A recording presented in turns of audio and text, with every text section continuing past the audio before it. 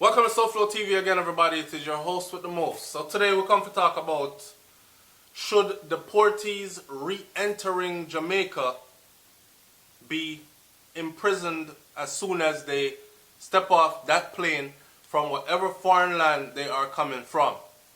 I know a lot of people are going to say no, they've been through so much. The last thing you want to do is apprehend them or arrest them or have them locked up again after returning to their land, right? But I have a different theory to this. Stick around for it. Welcome to SouFLoTV. Here we go. I think about the thing, right? And I'm like, a lot of people being deported back to Jamaica. I mean, Jamaica has record numbers of deportees, right? I've done a video now. I think this is probably about our third video on the subject. We are the most deported out of any country. Little Jamaica, right? And I thought a lot were being deported out of the United Kingdom. Come to find out, a record number was being deported out of the United States of America. Anyways, it's not about the numbers today. We come to talk about what should happen once they are being deported back into Jamaica. And this is to protect Jamaica. This is my opinion. This is to protect Jamaica. So let's deal with the problems and then let's pose the solutions, okay? So for instance, we all know people that have been deported. Those of us who are Jamaican, we know somebody that has been deported or know someone that knows someone that has been deported. Someone of their immediate family has been deported, right? So one of the problems, or a couple of the problems, are when people are deported from foreign lands back into Jamaica, they come back into a country that they don't know because they probably have been away for so long. Like for instance, they were brought away, say at 2, 3, 4 years old, and now they're 30 years old and they're being deported, and they have never visited Jamaica since they left at 2, 3, 4 years old. But because they were born in Jamaica and did not obtain citizenship for the country in which they committed their crimes or were found to be guilty of whatever it was that they are being deported for, they are sent back to Jamaica not knowing crap about where they have just landed, right? This creates a host of problems. So they're coming back into a country that they don't understand. They're out of touch with. They don't understand how the country is ran. They don't understand how things are set up. They don't even understand the basics of communication. The or they don't understand even lingo. So it becomes very difficult for them to survive there. A lot of them have no support. Some have support, some have none, but most of them have no support, right? What about those that are criminal minded, right? What about those that are coming back with diseases? Diseases of the body, diseases of the mind. What about those with the desperation because they have nobody, they have no help, they have no place to go? It's not like when you're deported and you step off of that plane and you're processed into Jamaica. It's not like they're saying, okay, you don't have anywhere to go, come. We have this building where they're going to have a room there for you waiting, and you can stay there till you sort out yourself. If you don't have nobody when you step off of that plane, the dog name your supper. You understand what I say? Out on the road, you have to go sleep until you find somewhere go. Mercenaries, people have to go pick you up and put you up until you find somewhere go. And of course, there have been people that willingly pick up and put up people until them find something, do it themselves and whatever. Then let's deal with this.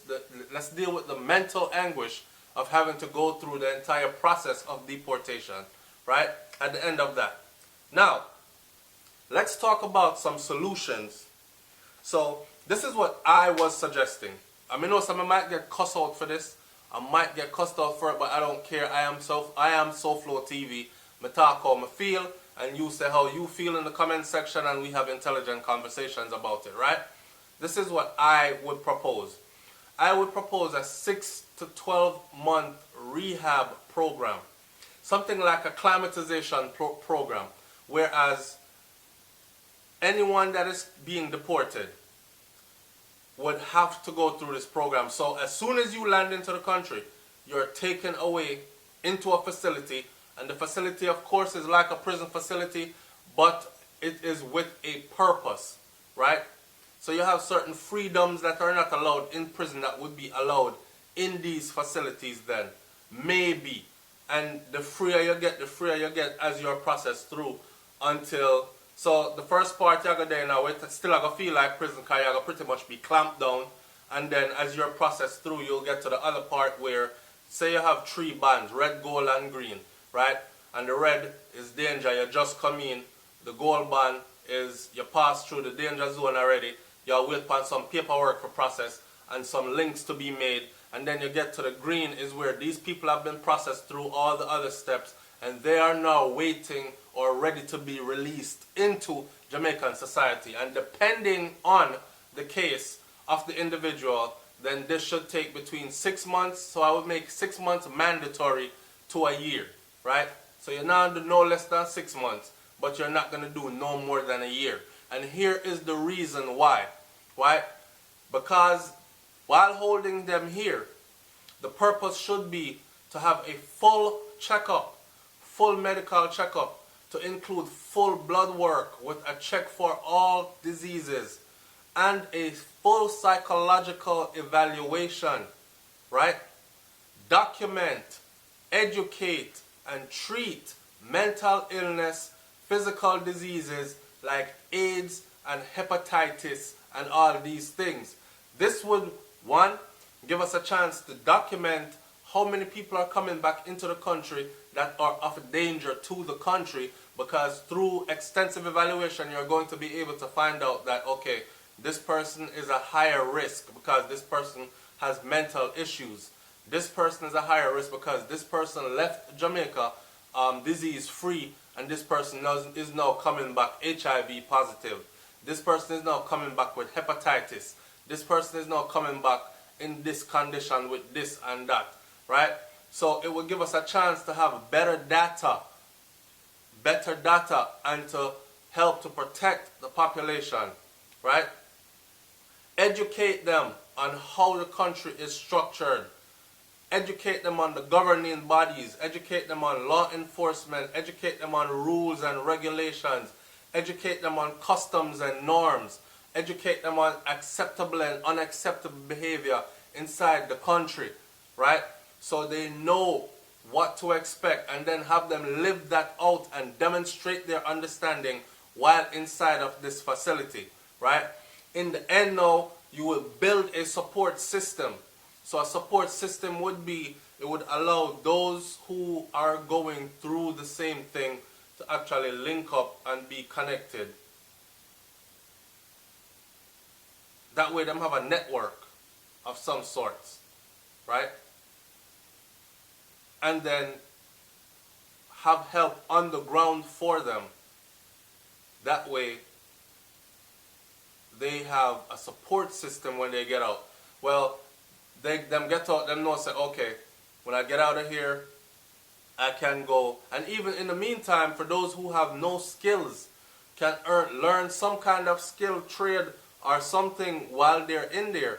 Or even, okay, and if that is a far stretch, at least have something, I don't know, some farming work or something to keep idle hands and feet occupied.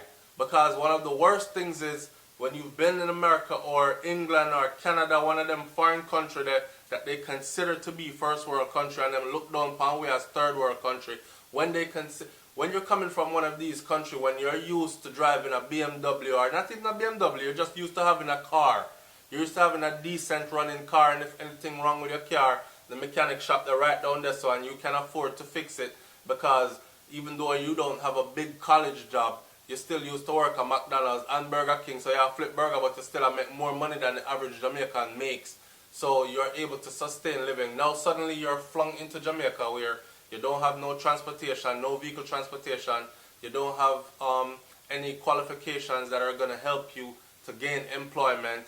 You have this stripe coming back on your forehead as a deportee and all these other things. So there must be some support system set in place at the final stages for them to be released into the society. That is my take on it, and that is the reason why I say that they should be detained. Everyone should be detained coming back into the country. Every single person. Some will be released before others, but everyone should be detained. And 6 months to a year, depending on the severity of the case, would also serve as a deterrent.